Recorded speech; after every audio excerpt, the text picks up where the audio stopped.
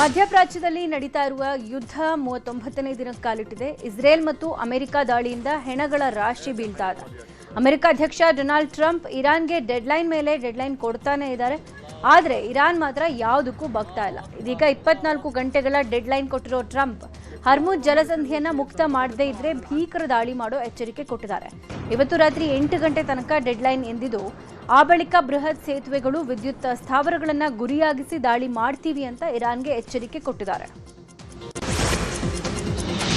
ಇವತ್ತಿನಿಂದ ಮತ್ತೆ ಕೊಲ್ಲಿ ಯುದ್ಧ ಮತ್ತಷ್ಟು ಭೀಕರವಾಗಿರಲಿದೆ. ಇರಾನ್ ಕೊಲ್ಲಿ ಕಾಳಗದ ಕದನ ವಿರಾಮ ತಿರಸ್ಕರಿಸಿದೆ.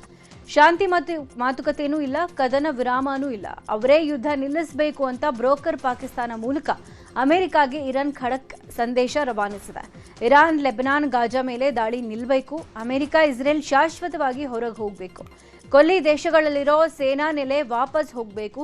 ಹರ್ಮುಜ್ ಜಲಸಂಧಿ ಇರಾನ್ ನಿಯಂತ್ರಣದಲ್ಲೇ ಇರುತ್ತೆ. ಹಡಗುಗಳಿಗೂ ಸುಂಕ ನಿಯಮ ಜಾರಿಗೆ ತಂದೇ ತರ್ತೀವಿ. ಪರಮಾಣು ಮತ್ತು ಯುರೇನಿಯಂ ಹಕ್ಕು ಇರಾನ್ಗೆ ಸೇರಿದ್ದು. ಅಮೆರಿಕ, ಇಸ್ರೇಲ್ ಯುದ್ಧದ ನಷ್ಟ ತುಂಬಿಕೊಡಲೇಬೇಕು. ಅವರಾಗೆ ಯುದ್ಧ ನಿಲ್ಲಿಸಿದ್ರೆ ಮಾತ್ರ ಮುಂದಿನ ಮಾತುಕತೆ ಇರಲಿದೆ ಅಂತ ಇರಾನ್ ಸಂದೇಶ ಕೊಟ್ಟಿದೆ.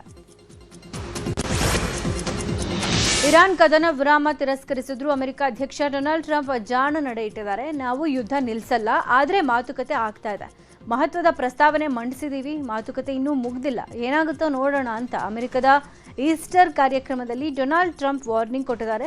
ಮೊದಲ ಪೈಲಟ್ ರಕ್ಷಣೆಗೆ ನಾವು 21 ವಿಮಾನ ಕಳಿಸಿದ್ವಿ. ಎರಡನೇ ಪೈಲಟ್ ರಕ್ಷಣೆಗೆ ಬಾಂಬರ್ಗಳು ಸೇರಿದಂತೆ 170ಕ್ಕೂ ಹೆಚ್ಚು ವಿಮಾನಗಳನ್ನು ಕಳಿಸಿದೀವಿ ಅಂತ ಮಾಹಿತಿ ಕೊಟ್ಟಿದ್ದಾರೆ. ಒಟ್ಟು ಕಾರ್ಯಾಚರಣೆಯಲ್ಲಿ ಅಮೆರಿಕದ 200 ಸೈನಿಕರು, ಪೈಲಟ್ಗಳನ್ನು ರಕ್ಷಣೆ ಮಾಡಿದ್ದಾರೆ ಅಂತ ಟ್ರಂಪ್ ಮಾಹಿತಿ ಕೊಟ್ಟಿದ್ದಾರೆ. ಮಧ್ಯಪ್ರಾಚ್ಯದಲ್ಲಿ ಯುದ್ಧ ಹಿನ್ನೆಲೆ ಬೆಂಗಳೂರಲ್ಲಿ ಆಟೋ ಗ್ಯಾಸ್ಗೆ ಅಭಾವ ಶುರುವಾಗಿದೆ. ಕಳೆದೊಂದು ವಾರದಿಂದ ಆಟೋ ಚಾಲಕರು ಎಲ್ಪಿಜಿಗೆ ಪರದಾಡ್ತಿದ್ದಾರೆ. ತಡರಾತ್ರಿಯೂ ಬಸಪ್ಪ ಸರ್ಕಲ್ ಬಳಿಯ ಸೂಪರ್ ಗ್ಯಾಸ್ ಬಂಕ್ ಮುಂಭಾಗದಲ್ಲಿ ಆಟೋ ಚಾಲಕರು ಗ್ಯಾಸ್ಗಾಗಿ ಕ್ಯೂ ನಿಂತಿದ್ರು. ಕೊಲ್ಲಿ ಯುದ್ಧದ ಎಫೆಕ್ಟ್ನಿಂದ ಆಟೋ ಗ್ಯಾಸ್ ಸಿಗದೆ ಚಾಲಕರು ಪರದಾಡ್ತಾ ಇದ್ದಾರೆ. ನಿನ್ನೆ 100ಕ್ಕೂ ಹೆಚ್ಚು ಆಟೋ ಚಾಲಕರು ಸಚಿವ ಮುನಿಯಪ್ಪ ಮನೆಗೆ ತೆರಳಿ ಸಮಸ್ಯೆ ಹೇಳ್ಕೊಂಡಿದ್ರು. ಆಟೋ ಚಾಲಕರ ಸಿಟ್ಟಿನ ಬೆನ್ನಲ್ಲೇ ರಾಜ್ಯ ಸರ್ಕಾರ ಎಚ್ಚೆತ್ತುಕೊಂಡಿದೆ. ಬೆಂಗಳೂರಿನ ಖಾಸಗಿ ಗ್ಯಾಸ್ ಬಂಕ್ಗಳ ಮೇಲೆ ಆಹಾರ ಇಲಾಖೆ ಅಧಿಕಾರಿಗಳು ದಾಳಿ ಮಾಡಿದ್ದಾರೆ. ರಹಸ್ಯವಾಗಿ ಎಲ್ಪಿಜಿ ಸ್ಟಾಕ್ ಎಷ್ಟಿದೆ ಅಂತ ಪರಿಶೀಲನೆ ನಡೆಸಿದ್ದಾರೆ. ಮಧ್ಯಪ್ರಾಚ್ಯದಲ್ಲಿ ಯುದ್ಧದ ಭೀತಿ ಭುಗಿಲೆದಿದೆ. ಅಲ್ಲಿ ವಾರ್ ನಡೀತಾ ಇದ್ರೆ ಇಲ್ಲಿ ಇಂಧನ ಬಿಕ್ಕಟ್ಟು ಹೆಚ್ಚಾಗಿದೆ. ಕೇಂದ್ರ ಸರ್ಕಾರದ ವಿರುದ್ಧ ಇಂಧನ, ತೈಲ ಮತ್ತು ಅನಿಲ ಪೂರೈಕೆ ತಾರತಮ್ಯದ ಬಗ್ಗೆ ಆರೋಪ ಮಾಡಲಾಗಿದೆ. ಹೀಗಾಗಿ ಕೇಂದ್ರ ಪೆಟ್ರೋಲಿಯಂ ಸಚಿವ ಹರ್ದೀಪ್ ಸಿಂಗ್ ಪುರಿಗೆ ರಾಜ್ಯ ಸರ್ಕಾರ ಪತ್ರ ಬರೆದಿದೆ. ರಾಜ್ಯದಲ್ಲಿ ಇಂಧನ, ತೈಲ ಮತ್ತು ಅನಿಲ ಪೂರೈಕೆ ಸಮಸ್ಯೆ ಗಂಭೀರ ಸ್ವರೂಪ ಪಡ್ಕೊಂಡಿದೆ. ಇದರಿಂದ ಜನರಿಗೆ ತೀವ್ರ ಸಂಕಷ್ಟ ಎದುರಾಗಿದೆ. ವಾಣಿಜ್ಯ ಗ್ಯಾಸ್ ಕೊರತೆಯಿಂದ ಹೋಟೆಲ್ ಮತ್ತು ಆಹಾರ ಉದ್ಯಮ ಸಂಕಷ್ಟದಲ್ಲಿವೆ. ಹೀಗಾಗಿ ಕರ್ನಾಟಕಕ್ಕೆ ಅಗತ್ಯ ಆದ್ಯತೆ ಕೊಡೋಕೆ ಕಟ್ಟುನಿಟ್ಟಿನ ಕ್ರಮ ವಹಿಸಬೇಕು ಅಂತ ಪತ್ರ ಬರೆದು ಮನವಿ ಮಾಡಲಾಗಿದೆ. ಗದಗ, ಬೆಟಗೇರಿ, ಅವಳಿ ನಗರದ ಮೊದಲ ಮಹಿಳಾ ಆಟೋ ಚಾಲಕಿಗೆ ಸಂಕಷ್ಟ ಎದುರಾಗಿದೆ. ಕಳೆದ 2 ವರ್ಷಗಳ ಹಿಂದೆ ಆಟೋ ಚಾಲಕಿ ರೇಖಾ ಹುಲ್ಲೂರ ಅವರ ಪತಿ ಸಂತೋಷ್ ನಿಧನ ಹೊಂದಿದ್ರು. ಇಬ್ಬರು ಮಕ್ಕಳನ್ನ ಸಾಕೋ ಜವಾಬ್ದಾರಿ ರೇಖಾಳ ಮೇಲಿದೆ. ಮಗಳಿಗೆ ಸಕ್ಕರೆ ಕಾಯಿಲೆ ಕೂಡ ಇದೆ. ಆಸ್ಪತ್ರೆಗೆ ತೋರಿಸೋಕೆ ಸಂಕಷ್ಟದ ಪರಿಸ್ಥಿತಿ ಇದೆ. ಹೀಗಾಗಿ ಪತಿ ಸಾವನ್ನಪ್ಪಿದ ಬಳಿಕ ಮಹಿಳೆಯೇ ಆಟೋ ಚಾಲನೆ ಮಾಡಿದ್ರು. ಈಗ ಮಧ್ಯಪ್ರಾಚ್ಯ ಯುದ್ಧದಿಂದ ಎಲ್ಪಿಜಿ ಬೆಲೆ ಏರಿಕೆ ಹಿನ್ನೆಲೆ ಆಟೋ ಹತ್ತೋಕೆ ಪ್ರಯಾಣಿಕರು ಬರ್ತಾನೆ ಇಲ್ಲ ಅಂತ ಮಹಿಳೆ ಗೋಳಾಡ್ಕೊಂಡಿದ್ದಾರೆ. ಎಲ್ಪಿಜಿ ದರ ಕಡಿಮೆ ಮಾಡುವಂತೆ ನ್ಯೂಸ್ 18 ಎದುರು ಆಟೋ ಚಾಲಕಿ ಕುಟುಂಬ ಕಣ್ಣೀರು ಹಾಕಿದೆ. ಸರ್ಕಾರ ಆಟೋ ಚಾಲಕರ ನೆರವಿಗೆ ಸಚಿವರು ಬರಬೇಕು ಅಂತ ಮಹಿಳೆ ಆಗ್ರಹಿಸಿದ್ದಾರೆ. ಇರಾನ್, ಇಸ್ರೇಲ್ ನಡುವಿನ ಯುದ್ಧ ನಿಲ್ಲೋ ಲಕ್ಷಣಗಳು ಕಾಣಿಸ್ತಾ ಇಲ್ಲ. ಕೊಲ್ಲಿ ಯುದ್ಧದಿಂದ ಭಾರತದಲ್ಲಿ ಜನ ತತ್ತರಿಸಿ ಹೋಗಿದ್ದಾರೆ. ಯುದ್ಧದ ಎಫೆಕ್ಟ್ ಯಾದಗಿರಿ ಜಿಲ್ಲೆಯ ಶಹಾಪುರ ತಾಲೂಕಿನ ಪಪ್ಪಾಯಿ ಬೆಳೆ ಬೆಳೆದ ರೈತರಿಗೆ ತಟ್ಟಿದೆ. ಯುದ್ಧದಿಂದಾಗಿ ವಿದೇಶಕ್ಕೆ ಪಪ್ಪಾಯಿ ರಫ್ತಾಗ್ತಾ ಇಲ್ಲ. ಯುದ್ಧಕ್ಕೂ ಮುನ್ನ ಕೆಜಿ ಪಪ್ಪಾಯಿಗೆ 40 ರಿಂದ 50 ರೂಪಾಯಿ ಇತ್ತು. ಆದರೆ ಈಗ ಕೆಜಿ ಪಪ್ಪಾಯಿ 8 ರಿಂದ 10 ರೂಪಾಯಿ ಮಾತ್ರ ಮಾರಾಟ ಆಗ್ತಾ ಇದೆ. ಇದರಿಂದ ಲಕ್ಷಾಂತರ ರೂಪಾಯಿ ನಷ್ಟವಾಗಿದ್ದು ಹಾಕಿದ ಬಂಡವಾಳವೂ ವಾಪಸ್ ಬರ್ತಾ ಇಲ್ಲ ಅಂತ ರೈತರು ಗೋಳಾಡ್ತಿದ್ದಾರೆ. ಕೋಲಾರ ನಗರದ ಮಹಾಲಕ್ಷ್ಮಿ ಲೇಔಟ್ನಲ್ಲಿ ಗ್ಯಾಸ್ ರೀಫಿಲಿಂಗ್ ಮಾಡ್ತಾ ಇದ್ದ ಅಡ್ಡೆ ಮೇಲೆ ಪೊಲೀಸರು ದಾಳಿ ಮಾಡಿದ್ರು. ಸರ್ಕಲ್ ಇನ್ಸ್ಪೆಕ್ಟರ್ ಸದಾನಂದ ನೇತೃತ್ವದಲ್ಲಿ ಅಟ್ಯಾಕ್ ಮಾಡಿದ್ರು. ಆದರೆ ದಾಳಿಗೂ ಮುನ್ನ ನ್ಯೂಸ್ 18 ಕ್ಯಾಮೆರಾ ಕಂಡು ಗ್ಯಾಸ್ ಸಿಲಿಂಡರ್ ಸಮೇತ ದಂಧೆಕೋರರು ಎಸ್ಕೇಪ್ ಆಗಿದ್ದಾರೆ. ಗ್ಯಾಸ್ ಅಭಾವ ಹಿನ್ನೆಲೆ 1 ಕೆಜಿ ರೀಫಿಲಿಂಗ್ ಗ್ಯಾಸ್ಗೆ 350 ರೂಪಾಯಿ ಪಡಿತಾ ಇದ್ರಂತೆ. ದಾವಣಗೆರೆ ದಕ್ಷಿಣ ಹಾಗೂ ಬಾಗಲಕೋಟೆ ಉಪಚುನಾವಣೆಗೆ ಇನ್ನು 3 ದಿನ ಬಾಕಿ ಇದೆ. ತಮ್ಮ ಅಭ್ಯರ್ಥಿಗಳ ಗೆಲುವಿಗಾಗಿ ಎರಡೂ ಪಕ್ಷದವರು ಕಸರತ್ತು ನಡೆಸ್ತಾ ಇದ್ದಾರೆ. ಬೈ ಎಲೆಕ್ಷನ್ ಅಖಾಡದಲ್ಲಿ ಘಟಾನುಘಟಿ ನಾಯಕರೇ ಅಬ್ಬರದ ಪ್ರಚಾರ ಮಾಡ್ತಾ ಇದ್ದಾರೆ. ಸಿಎಂ ಸಿದ್ದರಾಮಯ್ಯ, ಡಿಕೆ ಶಿವಕುಮಾರ್ ಸೇರಿದಂತೆ ಅನೇಕ ಕೈ ನಾಯಕರು ಮತಬೇಟೆಗೆ ಇಳಿದಿದ್ದಾರೆ.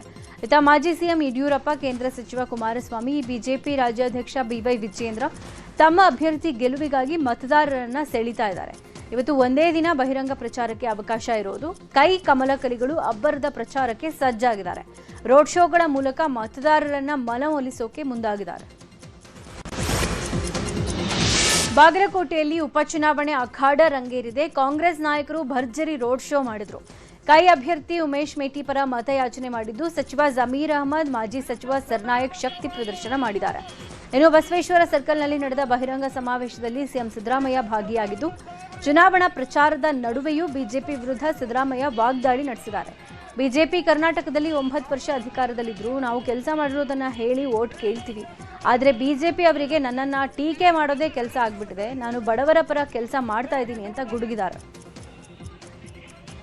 ಇನ್ನು ಕಾಂಗ್ರೆಸ್ ಬಹಿರಂಗ ಸಭೆಯಲ್ಲಿ ಸಚಿವ ಜಮೀರ್ ಮಾತನಾಡಿದ್ದಾರೆ. ಯಡಿಯೂರಪ್ಪ, ಬೊಮ್ಮಾಯಿ ಅವಧಿಯಲ್ಲಿ ಒಂದು ಮನೆನೂ ಜನರಿಗೆ ಕೊಟ್ಟೇ ಇರಲಿಲ್ಲ. ಆಪರೇಷನ್ ಕಮಲ ಮಾಡಿ ಅಧಿಕಾರ ಹಿಡ್ಕೊಂಡ್ರು. ಆದರೆ ನಾವು ಸಾಧನೆ ತೋರಿಸಿ ಮತ ಕೇಳ್ತಿರೋದು. ಮುಂದೆ ಪಕ್ಷಕ್ಕೆ ಬಹುಮತ ಬಂದರೆ ಜನ ಬಯಸಿದ್ರೆ ಮುಂದೆಯೂ ಕೂಡ ಸಿಎಂ ಸಿದ್ದರಾಮಯ್ಯನೇ ಸಿಎಂ ಆಗಿ. ಬಾಗಲಕೋಟೆಯಲ್ಲಿ ಪ್ರಚಾರದ ಮಧ್ಯೆ ಸಿಎಂ ಸಿದ್ದರಾಮಯ್ಯ ಟೆಂಪಲ್ ರನ್ ಮಾಡಿದ್ದಾರೆ. ನಗರದ ಗ್ರಾಮ ದೇವತೆಯರಾದ ದ್ಯಾಮವ್ವ ದುರ್ಗಮ್ಮ ದೇಗುಲಕ್ಕೆ ಭೇಟಿ ನೀಡಿ ವಿಶೇಷ ಪೂಜೆ ಸಲ್ಲಿಸಿದ್ದಾರೆ. ಕೊತ್ತಲೇಶ್ವರ ದೇಗುಲಕ್ಕೆ ಭೇಟಿ ನೀಡಿ ದೇವರ ದರ್ಶನವನ್ನ ಪಡೆದಿದ್ದಾರೆ.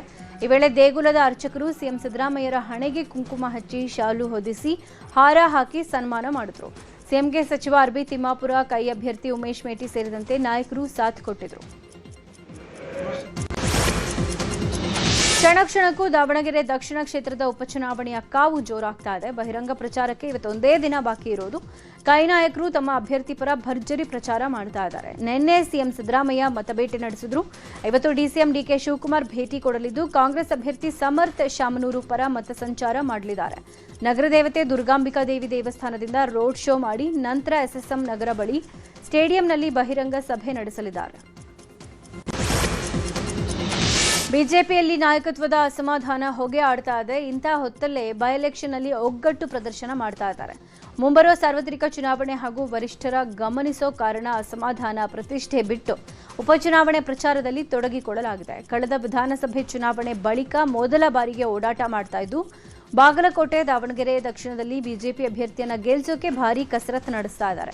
ಶಾಸಕ ರಮೇಶ್ ಜಾರಕಿಹೊಳಿ, ಅರವಿಂದ್ ಲಿಂಬಾವಳಿ, ಕೇಂದ್ರ ಸಚಿವ ವಿ ಸೋಮಣ್ಣ ಸೇರಿದಂತೆ ರೆಬೆಲ್ಸ್ ಪ್ರಚಾರದಲ್ಲಿ ತೊಡಗಿಕೊಂಡಿದ್ದಾರೆ.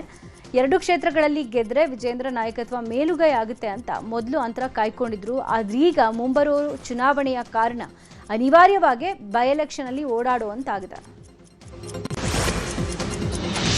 ಇವತ್ತು ಪ್ರಕಟ ಆಗಬೇಕಾಗಿದ್ದ ದ್ವಿತೀಯ ಪಿಯುಸಿ ಫಲಿತಾಂಶ ಪ್ರಕಟ ಆಗೋದಿಲ್ಲ. ಈ ಹಿಂದೆ ಪರೀಕ್ಷಾ ಫಲಿತಾಂಶ ಬಿಡುಗಡೆ ಮಾಡುವುದಾಗಿ ಕೆಎಸ್ಇಎಬಿ ಹೇಳಿತ್ತು. ಆದರೆ ಕೊನೆ ಹಂತದ ಮೌಲ್ಯಮಾಪನ ಕೆಲಸ ಬಾಕಿ ಉಳಿದಿರೋ ಹಿನ್ನೆಲೆ ಇವತ್ತು ಫಲಿತಾಂಶ ಪ್ರಕಟ ಆಗುವುದಿಲ್ಲ. ಬಾಗಲಕೋಟೆ ಮತ್ತು ದಾವಣಗೆರೆ ವಿಧಾನಸಭಾ ಉಪಚುನಾವಣೆಯ ನೀತಿ ಸಂಹಿತೆ ಜಾರಿ ಇದೆ.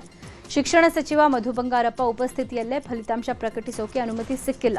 ಚುನಾವಣಾ ಆಯೋಗ ಒಪ್ಪಿಗೆ ನೀಡದೇ ಇರೋದ್ರಿಂದ ಫಲಿತಾಂಶ ಪ್ರಕಟ ವಿಳಂಬವಾಗಿದೆ ಅಂತ ಕೆಎಸ್ಇಎಬಿ ಮಾಹಿತಿ ಕೊಟ್ಟಿದೆ. ಸಿಎಂ ಸಿದ್ದರಾಮಯ್ಯ ವಿರುದ್ಧದ ಮೂಡಾ ಸೈಟ್ ಹಗರಣಕ್ಕೆ ಮತ್ತೆ ಮರುಜೀವ ಬಂದಿದೆ. ನಗರದ ಜನಪ್ರತಿನಿಧಿಗಳ ವಿಶೇಷ ನ್ಯಾಯಾಲಯ ಮೂಡಾ ಸೈಟ್ ಹಗರಣದ ಬಿ ರಿಪೋರ್ಟ್ ಅಂಗೀಕರಿಸಿತ್ತು. ಬಿ ರಿಪೋರ್ಟ್ ಅಂಗೀಕಾರ ಪ್ರಶ್ನೆ ಮಾಡಿ ಇಡಿ ಅಧಿಕಾರಿಗಳು ಹೈಕೋರ್ಟ್ನಲ್ಲಿ ಮನವಿ ಸಲ್ಲಿಸಿದ್ದಾರೆ. ಹೈಕೋರ್ಟ್ನಲ್ಲಿ ಅರ್ಜಿ ವಿಚಾರಣೆಗೆ ಬರಬೇಕಾಗಿದೆ. ಅಲ್ಲದೆ ಇದೇ ಪ್ರಕರಣದಲ್ಲಿ ದೂರುದಾರ ಸ್ನೇಹಮಯಿ ಕೃಷ್ಣ ಕೂಡ ಬಿ ರಿಪೋರ್ಟ್ ಅಂಗೀಕಾರ ಪ್ರಶ್ನೆ ಮಾಡಿ ಮೇಲ್ಮನವಿ ಸಲ್ಲಿಸಿದ್ದಾರೆ. ಸದ್ಯ 2 ಅರ್ಜಿಗಳ ಸಲ್ಲಿಕೆಯಿಂದ ಮೂಡಾ ಸೈಟ್ ಹಗರಣಕ್ಕೆ ಮರುಜೀವ ಬಂದಂತಾಗಿದ್ದು, ಸಿಎಂ ಸಿದ್ದರಾಮಯ್ಯಗೆ ಮತ್ತೆ ತಲೆಬಿಸಿ ಎದುರಾಗಿದೆ. ರೌಡಿ ಶೀಟ ಬಿಕ್ರು ಶಿವ ಕೊಲೆ ಕೇಸ್ನಲ್ಲಿ ಶಾಸಕ ಭೈರತಿ ಬಸವರಾಜ್ಗೆ ಮತ್ತೆ ಸಂಕಷ್ಟ ಎದುರಾಗಿದೆ. ಶಾಸಕ ಭೈರತಿ ಬಸವರಾಜ್ ಅವರ ಜಾಮೀನು ರದ್ದತಿ ಕೋರಿ ಸಿಐಡಿ ಪೊಲೀಸರು ಹೈಕೋರ್ಟ್ನಲ್ಲಿ ಅರ್ಜಿ ಸಲ್ಲಿಸಿದ್ದಾರೆ. ಇತ್ತೀಚೆಗಷ್ಟೇ ಜನಪ್ರತಿನಿಧಿಗಳ ಸ್ಪೆಷಲ್ ಕೋರ್ಟ್ ಭೈರತಿ ಬಸವರಾಜ್ ಅವರಿಗೆ ಜಾಮೀನು ಮಂಜೂರು ಮಾಡಿತ್ತು. ಜಾಮೀನು ಬಳಿಕ ಭೈರತಿ ಜೈಲಿನಿಂದ ಬಿಡುಗಡೆ ಆಗಿದ್ರು. ಈಗ ಸೆಷನ್ಸ್ ಕೋರ್ಟ್ ಜಾಮೀನು ಆದೇಶ ರದ್ದುಪಡಿಸುವಂತೆ ಕೋರಿ ಸಿಐಡಿ ಅಧಿಕಾರಿಗಳು ಹೈಕೋರ್ಟ್ನಲ್ಲಿ ಅರ್ಜಿಯನ್ನ ಸಲ್ಲಿಸಿದ್ದಾರೆ. ಇನ್ನಷ್ಟೇ ವಿಚಾರಣೆಗೆ ಬರಬೇಕಾಗಿದೆ. ರೇಣುಕಾಸ್ವಾಮಿ ಕೊಲೆ ಕೇಸ್ನಲ್ಲಿ A1 ಆಗಿರೋ ಪವಿತ್ರ ಗೌಡ ಜಾಮೀನು ಕೋರಿ ಹೈಕೋರ್ಟ್ನಲ್ಲಿ ಅರ್ಜಿ ಸಲ್ಲಿಸಿದ್ರು. ವಕೀಲ ಬಾಲನ್ ಮೂಲಕ ಅರ್ಜಿ ಸಲ್ಲಿಕೆ ಮಾಡಲಾಗಿತ್ತು. ಆದರೆ ವಿಚಾರಣೆಗೆ ಬರೋ ಮೊದಲೇ ಅರ್ಜಿ ವಾಪಸ್ ಪಡೆಯಲಾಗಿದೆ. ಸೆಷನ್ಸ್ ಕೋರ್ಟ್ನಲ್ಲಿ ಅರ್ಜಿ ವಜಾ ಆದ ಬಳಿಕ ಹೈಕೋರ್ಟ್ನಲ್ಲಿ ಅರ್ಜಿ ಸಲ್ಲಿಸಲಾಗಿತ್ತು. ಸೋಷಿಯಲ್ ಮೀಡಿಯಾದಲ್ಲಿ ರೌಡಿ ಶೀಟರ್ಗಳ ಬೆಂಬಲಿಗರು ಸಖತ್ ಆಕ್ಟಿವ್ ಆಗಿದ್ದಾರೆ. ರೌಡಿಗಳ ಕೈಗೆ ಬೇಡಿ ಹಾಕಿದ್ರು ಕೋರ್ಟ್ ಆವರಣದಲ್ಲೇ ಸಿನಿಮಾ ಸ್ಟೈಲಲ್ಲಿ ವಿಡಿಯೋ ಮಾಡಿ ಅದನ್ನು ಎಡಿಟ್ ಕೂಡ ಮಾಡಿ ಪೋಸ್ಟ್ ಮಾಡ್ತಾ ಇದ್ದಾರೆ. ಈ ಹಿಂದೆ ಸಿಸಿಬಿ ಕಾರ್ಯಾಚರಣೆ ನಡೆಸಿ ನೂರಾರು ಅಕೌಂಟ್ಗಳನ್ನು ಹೀಗೆ ಡಿಲೀಟ್ ಮಾಡಿ ವಾರ್ನಿಂಗ್ ಕೂಡ ಕೊಟ್ಟಿದ್ರು. ಆದ್ರೀಗ ಮತ್ತೆ ರೌಡಿಗಳ ಬೆಂಬಲಿಗರು ಹವಾ ಕ್ರಿಯೇಟ್ ಮಾಡ್ತಾ ಇದ್ದಾರೆ. ಪೊಲೀಸರ ಮುಂದೆಯೇ ವಿಡಿಯೋ ರೆಕಾರ್ಡ್ ಮಾಡಿ ಪೋಸ್ಟ್ ಮಾಡ್ತಾ ಇದ್ದಾರೆ. ಇದರಿಂದ ರಾಜ್ಯದಲ್ಲಿ social media monitor wing silent ಆಯ್ತಾ ಅನ್ನೋ ಪ್ರಶ್ನೆ ಶುರುವಾಗಿದೆ. ಬೆಂಗಳೂರಿನ ಪೀಣ್ಯ ಠಾಣಾ ವ್ಯಾಪ್ತಿಯಲ್ಲಿ ಪತ್ನಿಯ ಕುತ್ತಿಗೆ ಮೇಲೆ ಕಾಲಿಟ್ಟು ಪತಿ ಕೊಲೆಗೈದಿದ್ದಾನೆ. ಇದೀಗ ಈ ಪ್ರಕರಣಕ್ಕೆ ಬಿಗ್ ಟ್ವಿಸ್ಟ್ ಸಿಗ್ತಾ ಇದೆ. ತನಿಖೆ ವೇಳೆ ಆರೋಪಿ ದನಿಯಪ್ಪ ಸ್ಫೋಟಕ ಮಾಹಿತಿ ಬಾಯ್ಬಿಟ್ಟಿದ್ದಾನೆ. ಕನ್ಸ್ಟ್ರಕ್ಷನ್ ಬಿಸ್ನೆಸ್ನಲ್ಲಿ ಕೋಟಿ ಹಣ ಮಾಡಿ ದನಿಯಪ್ಪ ರಾಜಕೀಯದತ್ತ ಒಲವನ್ನು ತೋರಿಸಿದ್ರು. ಹೀಗಾಗಿ ಪೀಣ್ಯದ ಮನೆ ಸೇರಿ ಎಲ್ಲ ಆಸ್ತಿ ಮಾರಾಟ ಮಾಡಿ ಸ್ವಂತ ಊರಿಗೆ ಹೋಗಿ ರಾಜಕೀಯವಾಗಿ ಗುರುತಿಸಿಕೊಳ್ಳೋ ಬಯಕೆ ಹೊಂದಿದ್ರು. ಆದರೆ ಆತನ ರಾಜಕೀಯ ಜೀವನಕ್ಕೆ ಪತ್ನಿ ಕಾವ್ಯ ಅಡ್ಡಗಾಲಾಗಿದ್ರಂತೆ. ಬೆಂಗಳೂರು ಬಿಟ್ಟು ಹೋಗೋದು ಬೇಡ, ಮನೆ ಮಾರೋದಕ್ಕೆ ಬಿಡೋದಿಲ್ಲ ಅಂತ ಪಟ್ಟು ಹಿಡಿದಿದ್ಲಂತೆ. ಇದೇ ಕಾರಣಕ್ಕೆ ಪ್ಲಾನ್ ಮಾಡಿ ಕೊಲೆ ಮಾಡಿದ್ದಾನೆ. ರಾಯಚೂರು ಜಿಲ್ಲೆಯ ಮಾನ್ವಿ ತಾಲೂಕಿನ ಹಿರೇಹಣಗಿ ಬಳಿ ಹೆದ್ದಾರಿ ನಿರ್ಮಾಣಕ್ಕಾಗಿ ಮನೆ ತೆರವಿಗೆ ಮುಂದಾಗಿರುವುದಕ್ಕೆ ಪ್ರತಿಭಟನೆ ಮಾಡಿದ್ದಾರೆ. ಈ ವೇಳೆ ಪೊಲೀಸರು ಹಾಗೂ ಕುಟುಂಬಸ್ಥರ ನಡುವೆ ವಾಗ್ವಾದ ನಡೆದಿದೆ. ಸಾಮೂಹಿಕ ಆತ್ಮಹತ್ಯೆ ಬೆದರಿಕೆ ಒಡ್ಡಿ ಹೆದ್ದಾರಿ ಸಂಚಾರ ತಡೆದು ಧರಣಿ ಮಾಡಿದ್ದಾರೆ. ಮನೆಯಲ್ಲಿ ತೊಗರಿ, ಫ್ರಿಡ್ಜ್ ಸೇರಿದಂತೆ ಲಕ್ಷಾಂತರ ಮೌಲ್ಯದ ವಸ್ತುಗಳಿದ್ವು. ಆದರೆ ನೋಟಿಸ್ ಕೊಡದೆ ಏಕಾಏಕಿ ಮನೆ ಒಡೆದುಹಾಕಿದ್ದಾರೆ. ಮನೆ ಕೆಡವಿರೋದ್ರಿಂದ ಹಾಳಾದ ವಸ್ತುಗಳು ಬೆಳೆಗೆ ಸೂಕ್ತ ಪರಿಹಾರ ಕೊಡಬೇಕು ಅಂತ ಒತ್ತಾಯಿಸಲಾಗಿದೆ.